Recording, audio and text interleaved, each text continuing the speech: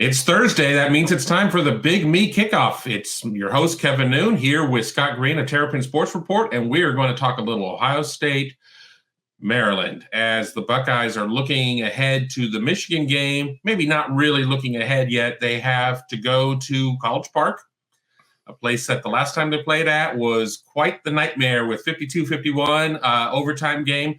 First and foremost, Scott, how are you doing, man? I'm doing good. How are you, Kevin? Doing great. We talk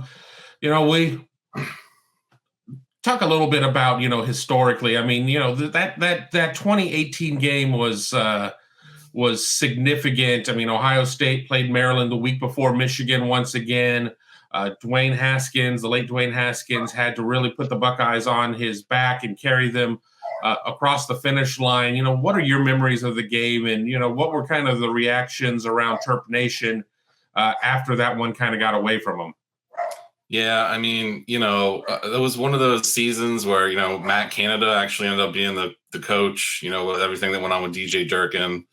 They had Anthony McFarland, who had probably the game of his career. And I don't think that team really had any expectations, the season or in that game. So they just kind of went out there and did their thing and, almost came away with the most improbable win probably ever. Obviously things have changed. Now you've got Loxley in charge. The offense finally has a quarterback that's, been here for a few years. And, I think there are definitely more expectations now. That said, I'm sure we're going to get into it. The last 2 weeks have not been pretty. So I'm just really not sure how you come into this one. But yeah, I mean, fans look back at that 2018 game and I mean, it was awesome. I don't think anyone expected anything close to that. And I think it's something fans still look back on fondly. Yeah, that was kind of my setup to my actual 5 questions that I'll be using here at on the Big Meat Kickoff. And first and foremost, let's address the quarterback position. You guys with Talia Tungavaloa, I always stumble on that one. Had a pretty solid start to the season. Gets hurt. These last 2 weeks have been bad. Is it more of a matter of, the Wisconsin game, I watched that on the DVR, the weather was gross. Is that more of a case of weather has impacted him in that game and maybe the Penn State game, or is he just not good to go? What is your take on the quarterback position right now? Because he certainly has looked off with less than 100 yards passing in each of those games. I feel like first and foremost, it starts with the offensive line. This is a group that came in with basically 6 returning starters.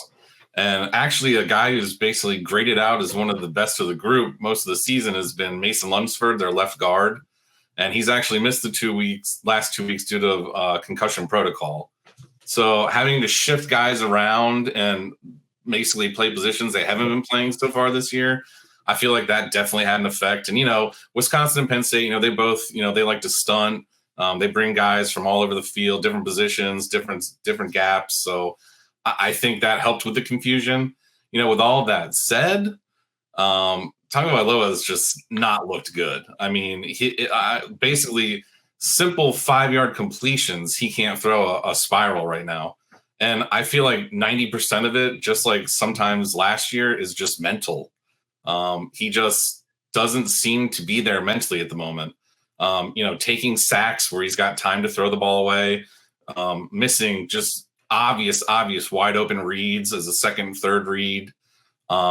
Just mentally, he just doesn't seem there. And I think, the trouble up front in front of him on the offensive line, I think has contributed, but I think mentally he's, struggled the last 2 weeks. Let's move kind of to the running game. And we talked a little bit about Anthony McFarland, and he went nuts in that game in 18, but a lot of the participants now had nothing to do with that game. Maryland was rushing for about 235. The run game has been well this year. What's going on with the run game? Is there somebody on there that could just sit there and wake up and have, that kind of day? Is there somebody who has that type of potential, or is this more of a run by committee type of situation for Maryland, and it's just going to be a matter of things having to just break the right way? Yeah, there's definitely a guy capable of doing it, and that's redshirt freshman Roman Hemby. The guy wasn't very highly touted coming out of high school, but he's got it all. He's got the size, the speed. He's actually a very underrated, I think, as a pass blocker. He's really the complete package. I think there's no doubt he's going to play on Sundays. And up until the last two games where they've just struggled across the board, he was basically the top freshman running back in the country, averaging over 6 yards a carry, 7 or 8 touchdowns. And, he's got quite a few, long touchdown runs, 70 plus yards. I think Roman Hemby can absolutely be that guy. Whether it's going to happen this Saturday, I'm not sure. But yeah, absolutely. He's capable of going off anytime, any moment, and having a big, big game. Going into this season, I was not shy in saying that I felt that Maryland had probably the second best group of wide receivers in the Big Ten behind Ohio State. With guys like, with Raheem Jarrett, Dante Demas, et cetera, et cetera, et cetera.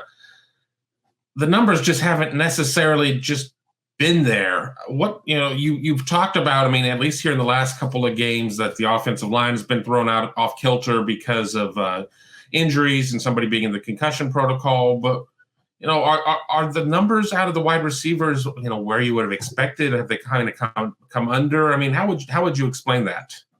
Yeah, first you just got to start with Demas Jr. He's coming off of that gruesome injury against Iowa last year, and he came back earlier than I think a lot of people expected. But that said, whether it's mental, whether he's not fully comfortable with the brace, I'm not sure exactly what it is, but he's not the same player he was last year going into the Iowa game. And, for whatever reason, it's just not there at the moment. Hopefully it's mental and he gets it back together. But yeah, he has not been the same guy. You talk about Jarrett, he's been their best receiver this year, but he's had some drops in recent weeks.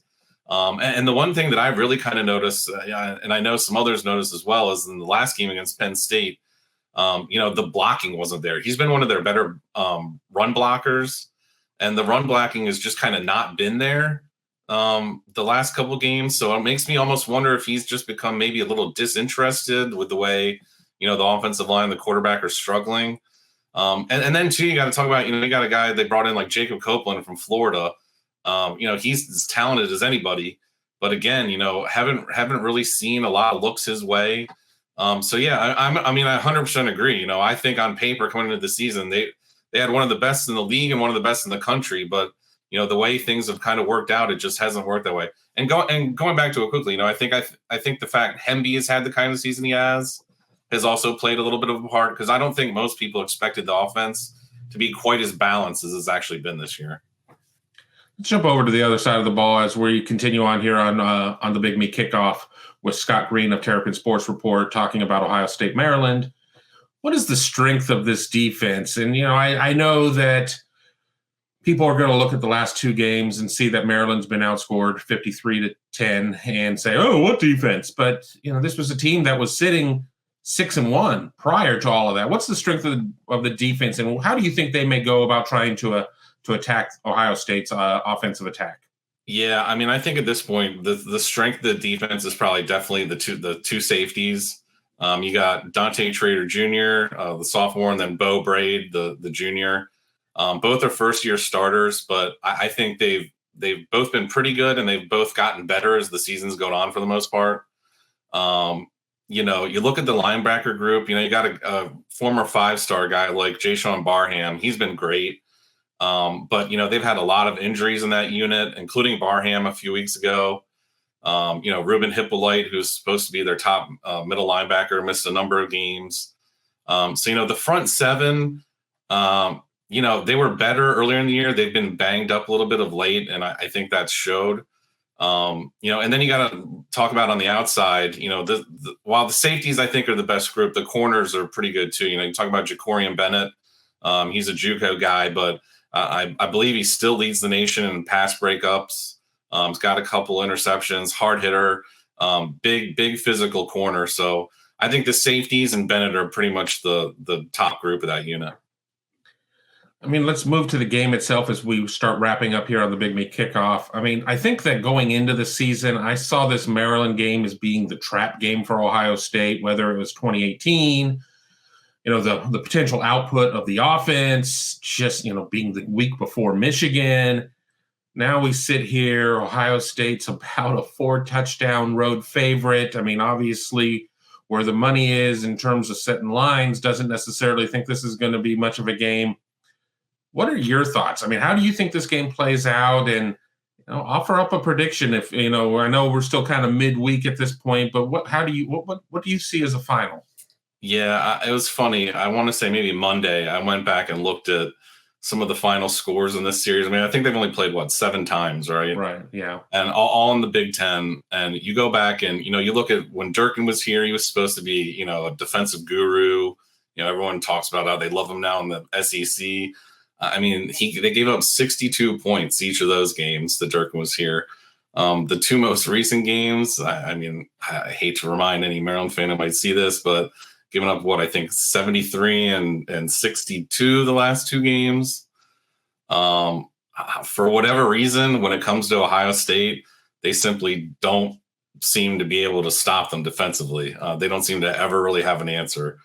And when you look at the last 2 games, unfortunately, I'm just not sure this is the game where they're going to get better. I think it's going to be Rutgers, which is going to be a dogfight to get to 7 wins. But I hate to say it, but I see this as probably another one of those 60, 70 to 7 or 10 type games. I really wish I wasn't saying this, and I want to be more hopeful, but what I've seen the last 2 weeks and some things going on, it doesn't look good.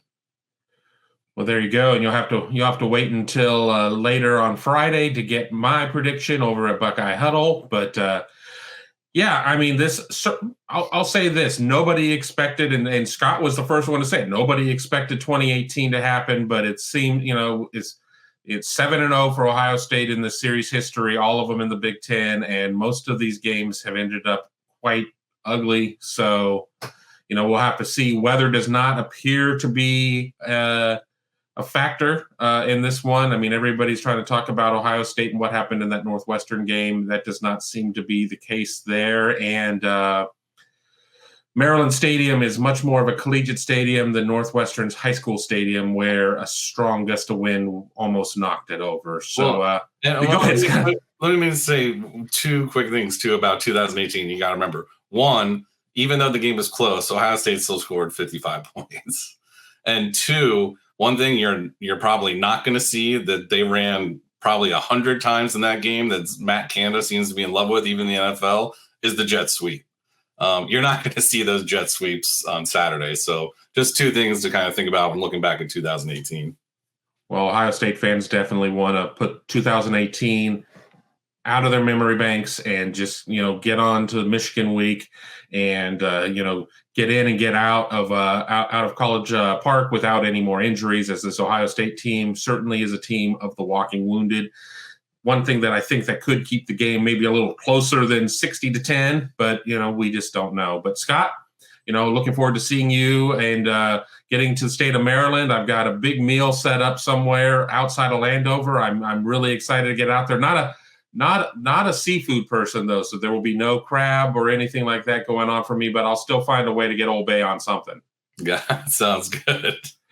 But I want to thank Scott for being part of the show, and I want to thank you for being part of watching this show. Without you, it wouldn't be possible. So be sure to hit that bell, subscribe to the channel, and don't miss a single thing here on youtube.com/Buckeye Huddle. But until then, we'll talk to you very soon.